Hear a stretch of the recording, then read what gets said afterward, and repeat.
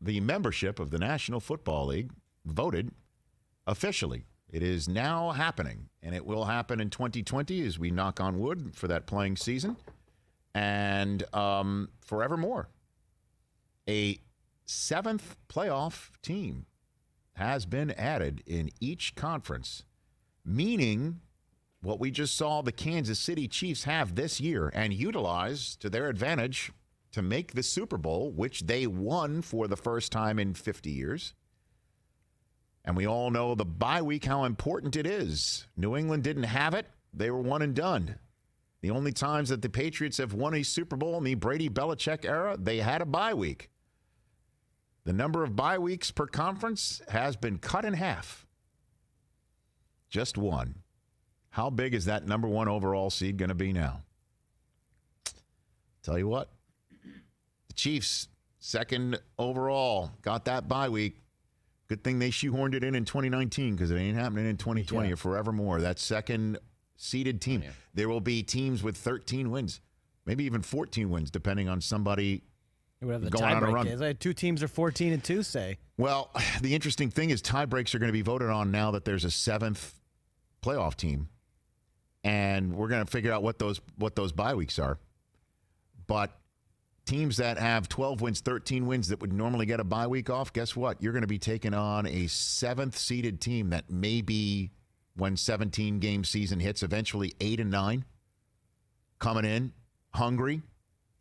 They could be a team that is on its last legs, and you essentially get a bye week, but you still have to suit up. You still have to put your players' health on the lines, and you still have to play a game and win it. Could be like the 07 Giants, peaking at the right time. Correct. Well, they'll be just a mere 6 seed now, those 07 Giants, won't they? And then one day maybe Cage Brockman will watch the first team to ever go from a 7 seed to a Super Bowl podium. That's entirely possible. Could happen. There will be 6 wild card games. And as we discussed with Peter King in hour number 1, triple headers on Saturday and Sunday of the wild card playoff weekend, slated right now for January 9th and January 10th, 2021. That is when wild card weekend is currently slated. There will be a triple header on Saturday and a triple header on Sunday. And the league voted on which broadcast networks have been so blessed to get the extra games. And it's CBS and NBC. So there's that.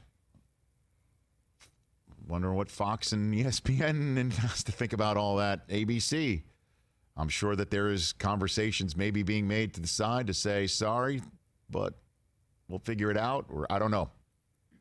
But those phone calls have to be made, and I'm telling you what, they are high-fiving in CBS and NBC, which, as we all know, no hockey, no Euro League, no Triple Crown, no Olympics in 2020. That's a nice shot in the arm.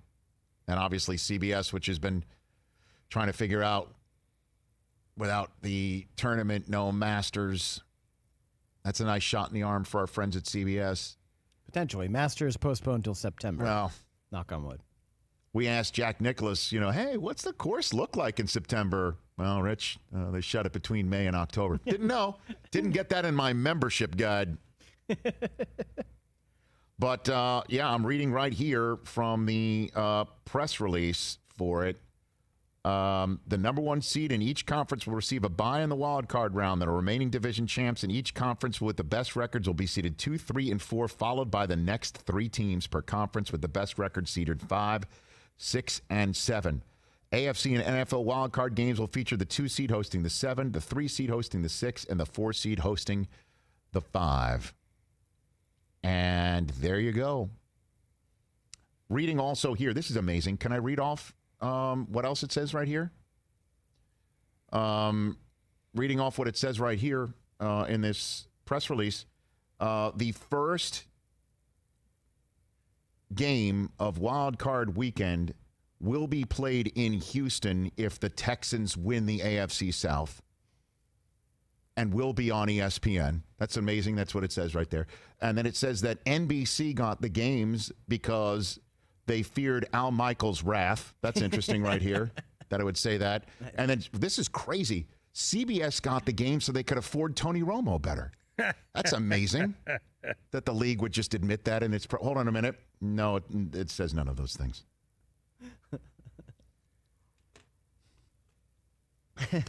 Yeah, I got the unedited. I guess I got 1.0. Memo. Yeah, I got that yeah. 1.0. Got that memo. Oh, isn't that interesting? Secret memo. I like that. Yeah, the NBC game, Al will get it for sure if it's in Los Angeles. That's what it says here. So Al could just take a courtesy car. Yep. Short flight.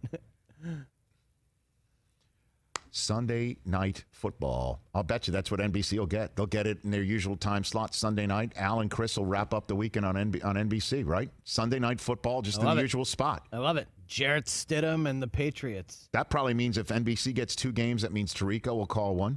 Love that. CBS will mean, Nance and Romo will call 1. Ian and Fouts. Oh, baby. Beard and the Eagle. Right? So they get 2. Love it. And then ESPN will get 1. Fox will get a couple, probably, right? That's it. No more room at the end. Or Fox will get 1. CBS will get 2. NBC will get 2. Yeah. When it comes, it's going to be awesome. ESPN. But dude, let's just complain about it for a little bit. Why? You're going to be sitting on your ass. Let's just hope. Not everyone deserves to make the playoffs. But there are some 7 seeds. There aren't 14 playoff teams each year. Just put it that way. Sometimes there's not even 12. Last year there weren't. Although if the Rams had made it, Rams-Packers, would you have been settling in for that? And sitting there saying the Rams didn't deserve it? Chiefs and Duck Hodges? What are we doing? Chiefs-Duck Hodges would not have been a 2-7 you'd want to see. In all due respect, who knows? Let's say the Bengals and Texans played each other. Don't need it. Bills, Jaguars from a couple of years ago. We're all going to be watching. The ratings are going to be huge. We're going to be gambling on it. It's going to be awesome. But this is a tough sell right now.